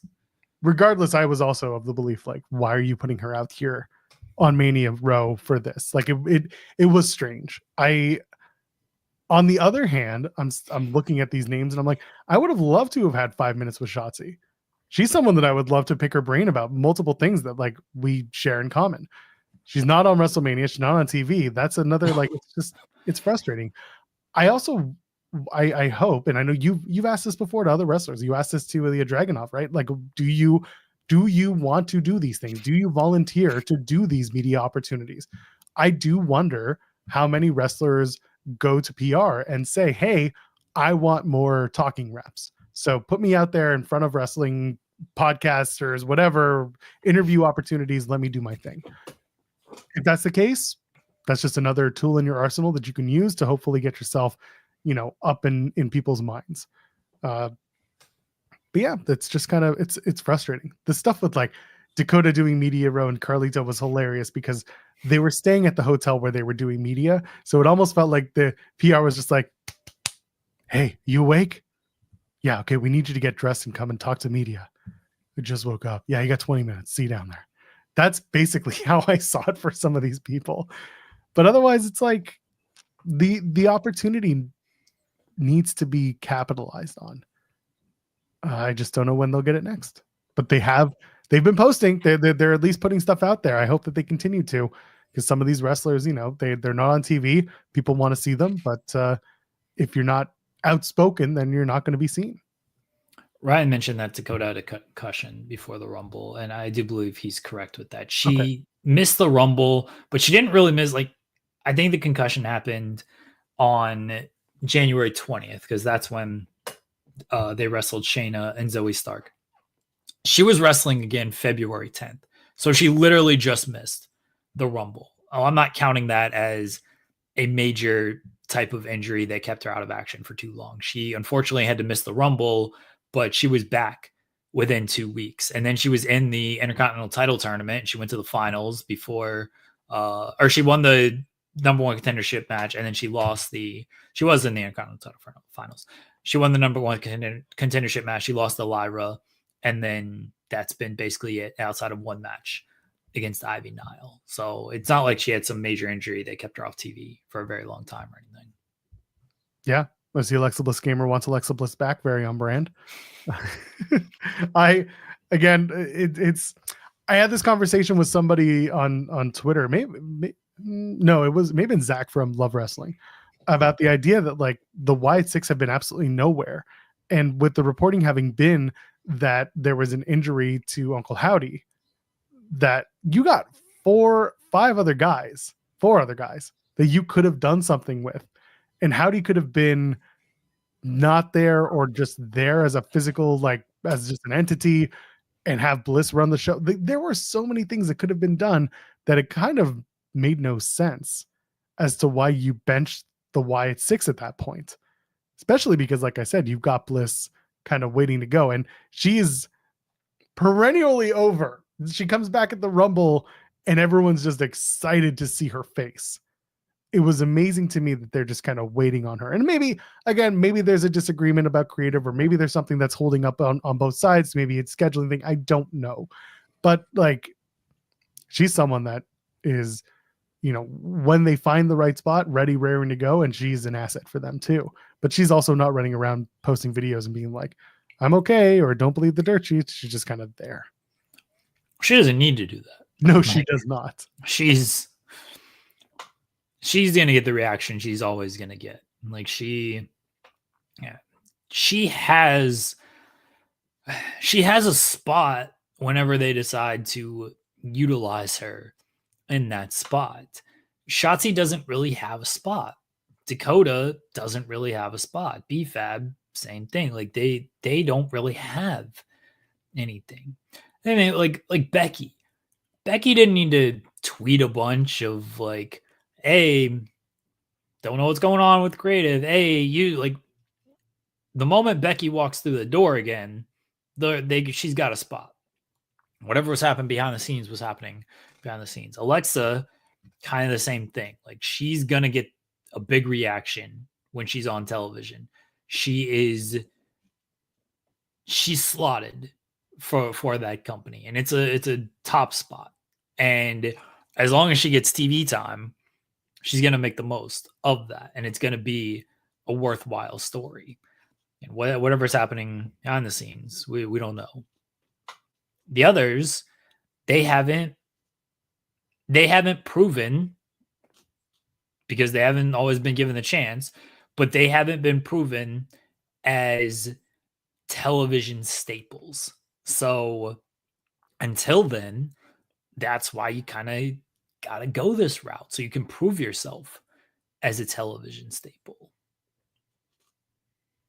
Yeah, I'm wondering what this will all bring out for these people. I mean, A-Town Down Under is still a thing. Allegedly. So the Austin Theory thing is definitely less of a cry out. It's more of a, I'm taking my chances, and I've been taking my chances, so I'm just thankful for those. Shotzi and BFAB are in a different situation. BFAB was interesting because she was, like you said, she had a couple of matches. They went how they went. She had impressed some people in the first one, and then the Charlotte match didn't really live up to whatever expectations were there. But she was also doing stuff with the Street Profits for a little bit, and then that ended. I'm not trying to say, she should go back to being their manager, but again, if you're trying to get a spot on, at least that's a door that opens, is being on with the Street Profits. Shotzi was last with Gigi Dolan and Tatum Paxley on NXT, and then that went away. She wasn't on the show again. There was no talk about moving her up to SmackDown or to Raw. She's just kind of in the void. So it's weird. The Shotzi thing's very strange, because like she returned and like that was good, and then she was just gone. Like what is happening here with her? That was a strange thing. Some opportunities are going to open up in NXT if Julia and Roxanne and Matt Kerr end up moving up. Roxanne and Julia seem pretty set on moving up. Vecker, a little bit more touch and go, it feels like, since she's still the champion. So there will be some opportunities that will open up there. Look, the TNA, if TNA is having to bring in Alicia Fox as a challenger, feels like they can, and I know they have used the NXT women. Like we've seen Gigi, we've seen Tatum, we've seen Fatal Influence, we've seen Lash and Jakara. Petrovic, you've seen Lash, you've seen Jakara, you've seen Brindley Reese, there's a whole list. Right. So, but a lot of it's been sort of just one-off kind of stuff. Cora had the actual like story with Masha, so she at least got that. Like TNA could use some of these women in like a Shotzi and Masha just hardcore match. Yeah, let those two go. Let them go. Yeah, I see Lou saying let Thea Hale cook. Like, I don't even want Thea to do a TNA run. I'd rather she just have a balls to the wall NXT run where she gets over with that crowd. She's already over with them, but like make her into an undeniable character that people want to see find her success. Shotzi working with Masha fits like a glove, in my opinion. Like you said, the hardcore stuff goes. There are opportunities there, and Shotzi's never been officially reintroduced to main. So if it's only NXT that goes to TNA, you can make it work. Yeah. Oh, I wasn't even saying Natty versus Masha. I was saying Natty versus Jordan at the time. Going into that Slammiversary, I wanted Natty versus Jordan in Montreal. I thought that would have been a fantastic match, but they didn't do it. Natty has been, again, like you said, she made those opportunities for herself, and she has presented herself completely different from her Natalia character. She is an elder stateswoman. She is a trainer. She is a leader. She is someone who's out there to turn heads and like bust them as well.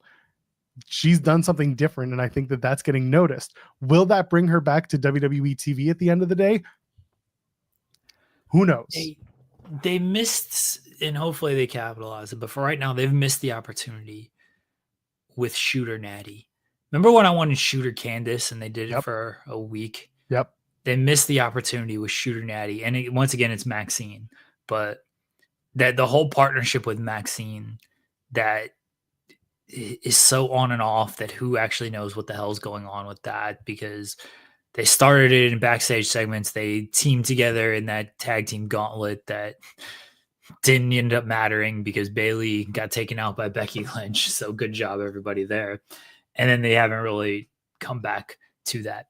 But Shooter Natty just fucking slapping Maxine Dupree. It's like, get your head out of your ass and start actually learning how to wrestle instead of doing all this dumb shit. That's what we need. We need Shooter Natty on WWE television. And low-key, Natty is doing something that is really smart that people aren't necessarily thinking about. So Labglass had pointed out, the way I took her CVV interview is that she wants to hit the indies while she's in WWE. Natty also was the woman who spent the most amount of time lobbying for women to perform on the Saudi cards. And feel how you will about just about Saudi Arabia and everything. Like we've made our intentions or our opinions clear on it. The fact that the first show was no women allowed, and then that facilitated Evolution being announced in 2018, then things changed and they brought Natty out. Natty was the woman that they kept bringing along on these trips because she was almost like the female ambassador. It was her and Renee at the time. Natty has continued to be the woman who opens those doors for whatever is coming next. She almost like becomes like Total Divas was very much like a Bella's thing, but like Natty was very much involved on the show.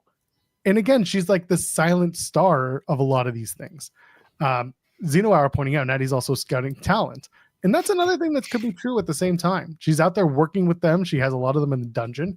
She's there being like this mix of good soldier, but also smart businesswoman getting out there and doing something different that's not ever been done in WWE's purview. And for that, it goes a long way. But she should be the Knockouts champion. I'm surprised she hasn't done TNA stuff yet. I know she's going to do NWA stuff. She's done Bloodsport. I'm surprised they haven't used her in TNA. It's entirely possible that she said no to a pitch. There's been no reporting otherwise, but like for all we know, she said this isn't what I want to do at the time. Yeah, maybe. I mean, that's possible. Joel and Jeremy break the news. Natty hates TNA.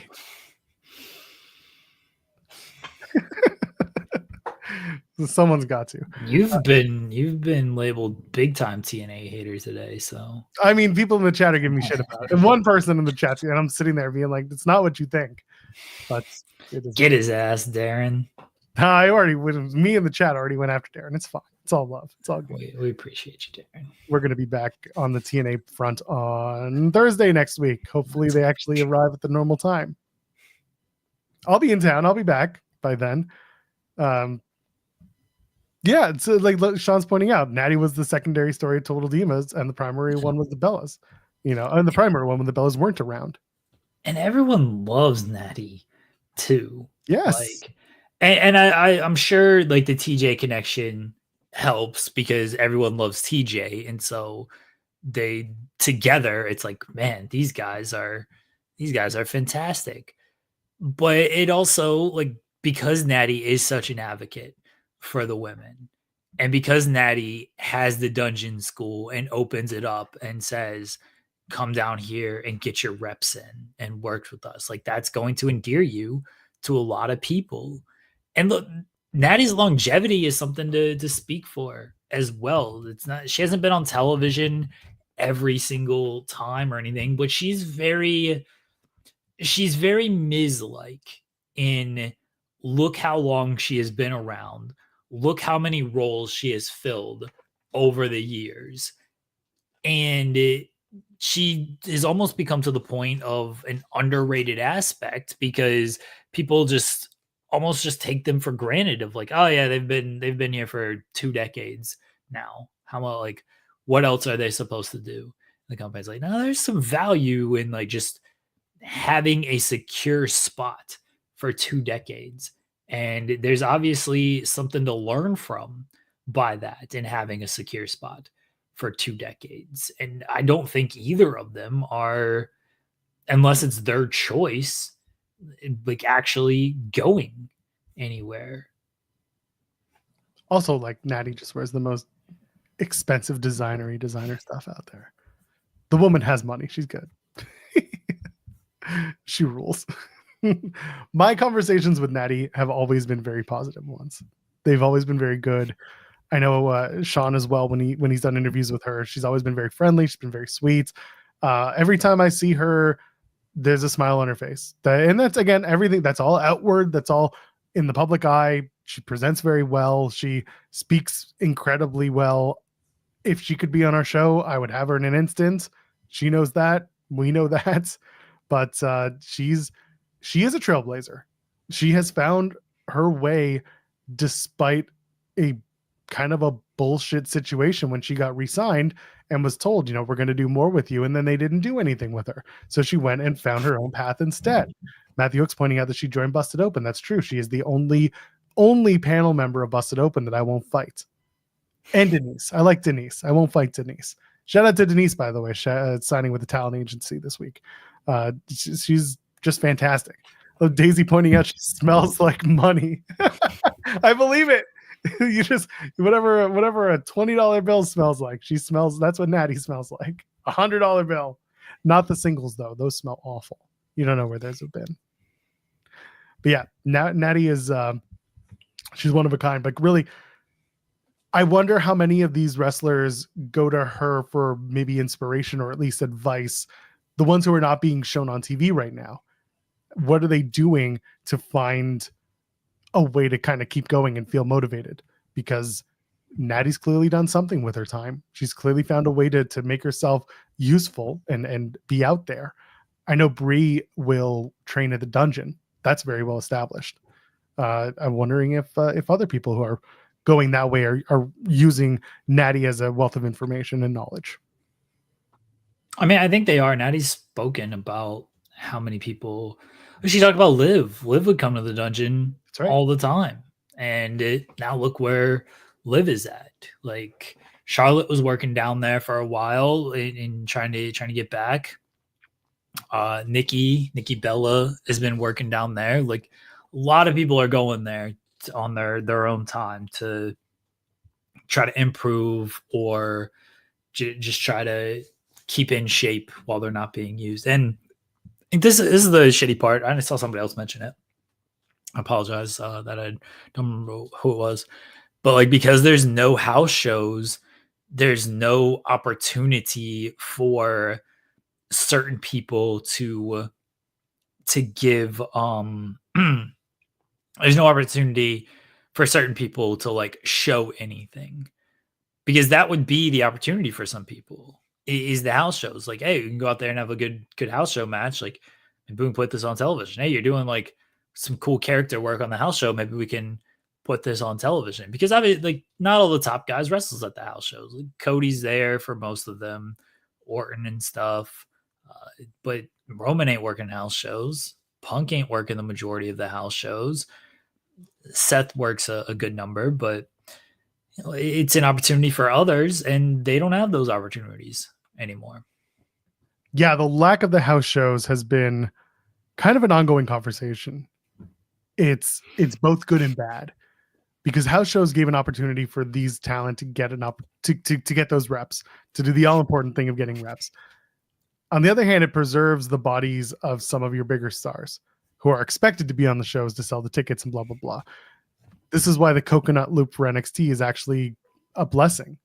Not only are the bodies younger to begin with for most of NXT, but also it is giving some of these younger talent a chance to get reps in front of crowds that they don't normally get. And again, going back to the TNA partnership, this is why it works sending all those NXT talent over, because some of them who have never worked in wrestling before are getting an opportunity to work a completely different crowd, still a televised product, but also getting the kind of the benefit of it being taped, so that if they have an issue, things get covered up in edits. So that works. But yes, for some of the people who are on that main roster, they aren't receiving the opportunities to kind of figure it out.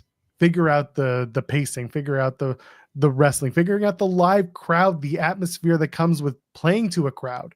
You don't get that as much when the only time you're doing live events are either televised or internationally, like 4 times a year. And you're still not going to necessarily get on the card for those, because you still got to sell those houses out, because those are huge events that they're trying to put on when their house shows in like the middle of nowhere in the UK. It's not saying UK is nothing, but I'm just saying those shows are not the televised. They're not televised shows. I think they should run sea towns, small arenas, and just small buildings, I should say. And if you can get Cody on the card, if you can get Seth, like as long as you got 1 or 2 top stars to run that weekend, let the rest of the card be people who are seldomly used on television or just could get more ring reps and just see how it goes. Like it's probably a money loser, and that's why they don't do it. And that's why they've cut back in the first place. I feel like for talent beneficialness, it would be worth it. But because it's not bottom line beneficial, they're never going to do it.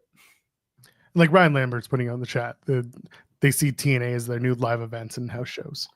And like that could very well be the case, that they're just seeing it as a new place for talent to get reps. So again, we'll see how that plays out. But there's definitely an argument to see more up and coming talent find places to work. And this is why maybe Natty working on these NWA cards or working a Bloodsport event or whatever is opening up the doors to work other big events, or at least, or not even big events, like small time indies is more what I'm thinking of. On the other hand, I think about the conversation we had with Joe DeFalco from FSW, and remember all the headaches that went through with booking Cross for their show. Remember some of the expectations WWE had when it came to having Cross there. They wanted 2 EMTs at these shows where they typically have at best 1. That is something that adds to the cost of some of these indies, and it is a necessary cost for the safety of your talent, but also the amount of times I've been to an indie in Toronto, and Wrestler X is also a registered nurse, or at least has some sort of background, getting people stitched up. It's more obvious, more often than you think. So I don't know how viable it is to expect the indies to suddenly take in some of these TV wrestlers who are working, and WWE is expecting these medical, situations to be there, like these EMTs and ambulances and all that, and they got to prove it in certain aspects. So I don't know. I don't know where they end up. I don't know where the opportunities will come for some of these wrestlers. Yeah.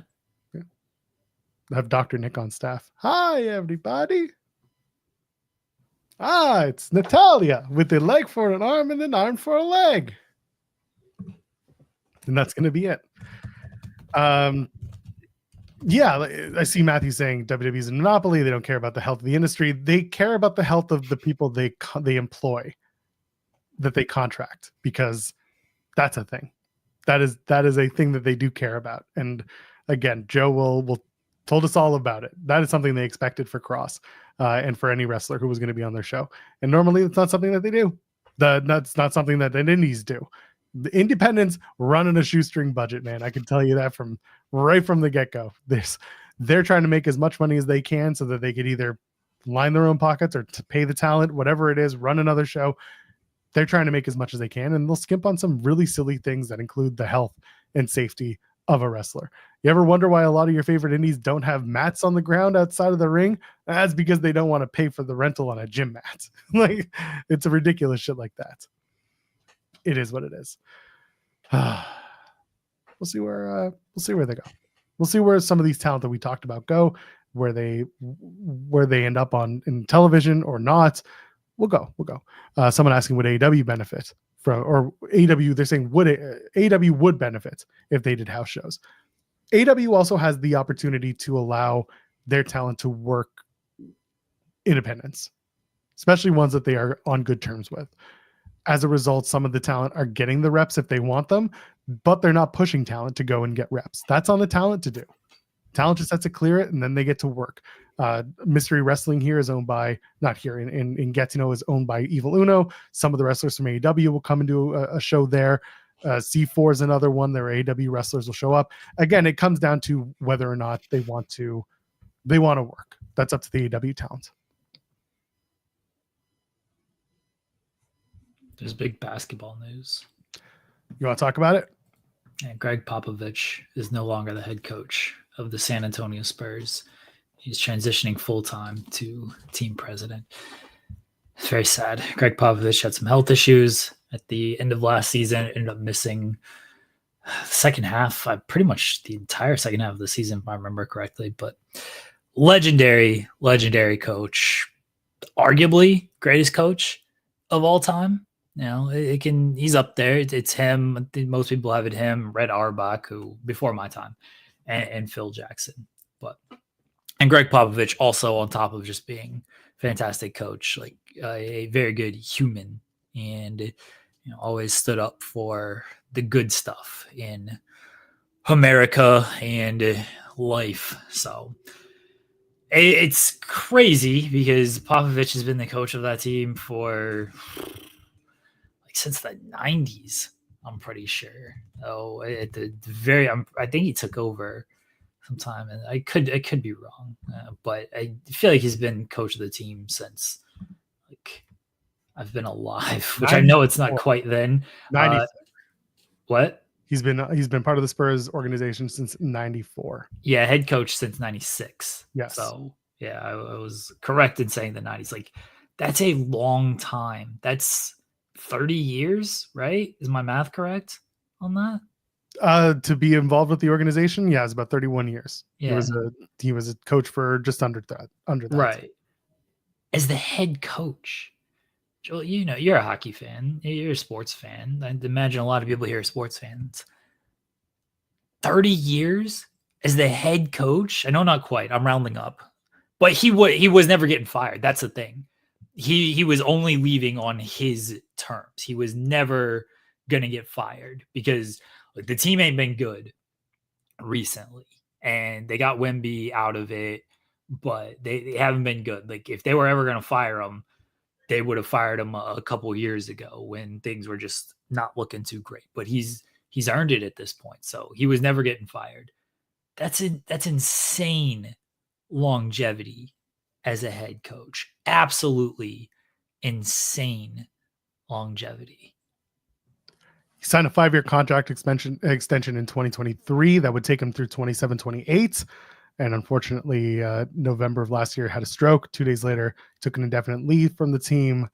And then Pop was out for the rest of the season, announced at the end of February. Yeah, he's either it's him or Phil as whoever you want to look at as the greatest coach of all time. Phil certainly had more talent overall. I mean, he coached Kobe and Shaq and Jordan and Pippen, and Pop took teams with lesser talent, although I maintain Tim Duncan is the best power forward of all time, and Tim Duncan is better than Kobe. No one will change my mind on that. I don't care about you Kobe stans.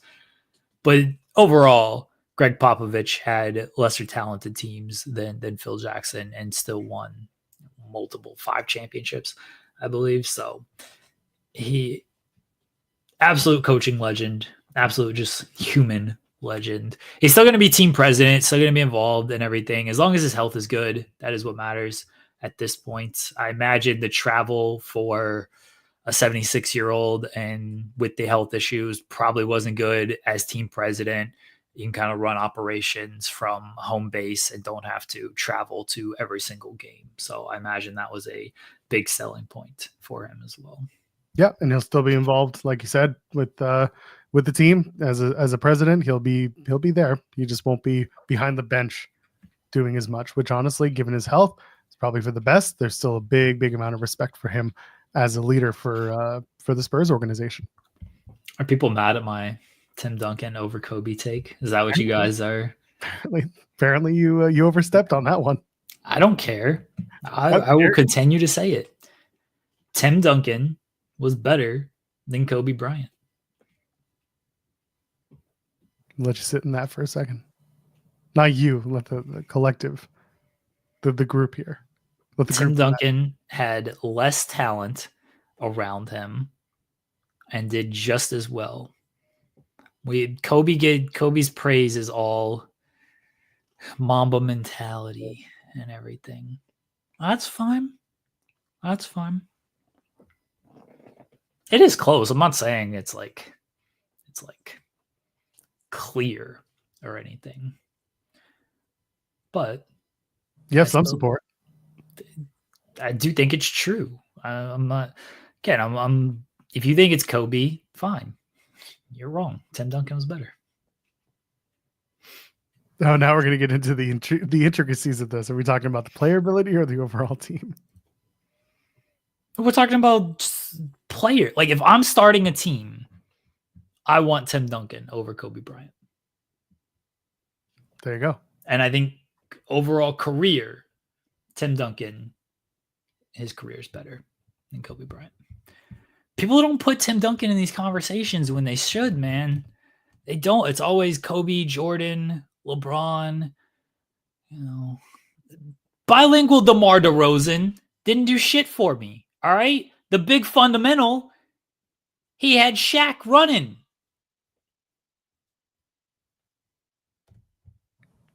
You good? I'm fine. No, I mean to move on, because otherwise we're just kind of we're having people seem having a conversation with the chat about something that we're all kind of in circles about. That's fine. Y'all can be mad. I don't care. Let them know in the comments. It's fine. I don't care. Tim Duncan better than Kobe. I'll say it. All right. Again, everyone's allowed to have their opinions. Who was the best player on all the championship teams? Wasn't Kobe for all of them. There was one instance, maybe the last one, that Duncan got. Kawhi might have been better. All the other ones, Tim Duncan was the best player. I'll say over David Robinson, Tim Duncan was the best player. How many finals MVP Kobe got compared to Duncan? Same amount of championships. Who has more finals MVPs? Listen, I'm not even a Raps fan, so I got that. That's about as good as it can get for me. I'm barely a Raps fan. Oh, no, Tim Duncan was boring. So that's what you're looking at? Aura? Kobe had the aura? Oh, let me judge his game based on the aura that he has. How far did your Lakers aura get you in the first round this year? Championships is what matter. And they had the same. But Tim Duncan still had more finals MVPs. Care about aura? Let him be boring. Got the fucking job done is what Tim Duncan did. People did go, Kobe had the Mamba mentality. Okay.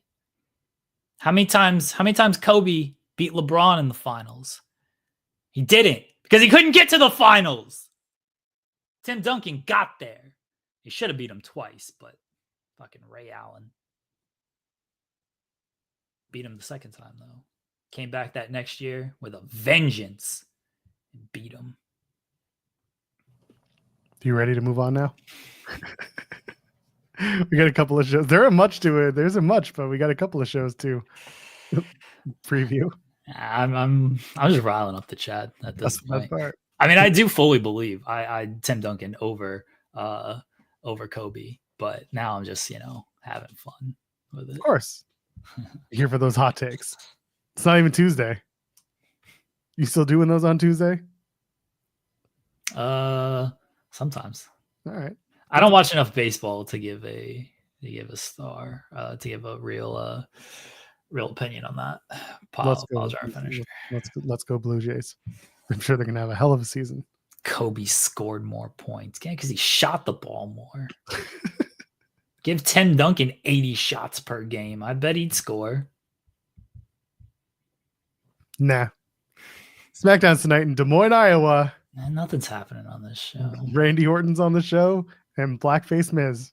I mean, Black's facing Miz. I mean, Aleister Black versus the Miz. Shout out to Brian Rose's favorite thing ever. I think that's it. Is there nothing else announced for the show? Randy Orton. Yeah, that's I mentioned that. Yeah. Yeah. See if anything else is on the WWE website in case we missed it. No, that's it. Just those two. Fantastic. It's going to be a great episode of SmackDown. 3 hours of SmackDown just for those two segments. Get excited. AEW Collisions on Saturday from Atlantic City, New Jersey from the Boardwalk Hall. Why did I get to a museum? I don't know. Josh Alexander takes on Big Brody King. That'll be fun. And you're going to get in the women's title eliminator match. Lady Frost takes on Timeless Tony Storm. Those are 2 matches that exist. Name me the good guards Kobe went up against. Who do you have to face? Go ahead, champs. Go ahead, chat. Let's hear it. Overrated Vince Carter. Overrated Tracy McGrady. Look who Tim Duncan was battling. Garnett, Dirk, Shaq. Top tier players. Now you're just baiting these people. Allen Iverson. He was in the East. Tim Tebow. Oh, God. Why do we let you have a microphone? We're back on Monday. Main channel Monday. We're going to have nothing to talk about on main channel Monday for the first time in a month. About Tim Duncan and Kobe Bryant, clearly. That's it. It's going to be Tim Duncan and Kobe Bryant. And we're sitting there just being like, this is a show we're doing, isn't it? SB3 is going to message afterwards and be very angry. As long as he drops it in the engagement comments. Fine by me. We have anything to plug before we get on out of here for another Friday? Everyone go buy Tim Duncan's weed. Is that a thing? I don't know. And Tim Duncan's just casual. He looks like he's just, smoking and chilling. Bless him. Talk about TNA on Monday. No, thank you. Let me Google Tim Duncan weed. I think it's just it's a meme of I don't know if it's a thing. Yeah. Tim Duncan weed. It's just all the times he's tried weed. Literally the first thing that comes up is someone who tweeted out, "Man, I know Tim Duncan out here smoking the best weed imaginable." This is a photo of Tim looking like he's out of it. Someone says Tim Duncan has a private island and unlimited weed, which I don't know if that's true, but that's a great story if it is. Just goes to his private island and smokes weed the whole time. That puts him top of the list for me too at that point. It's a life right there. What is this? Tim Duncan retired, smoked exactly 1 weed his whole life and it changed his whole life. There's no way he has a weed thing. Tim Duncan rules. Better than Kobe. Timmy looks like you can pay him in weed.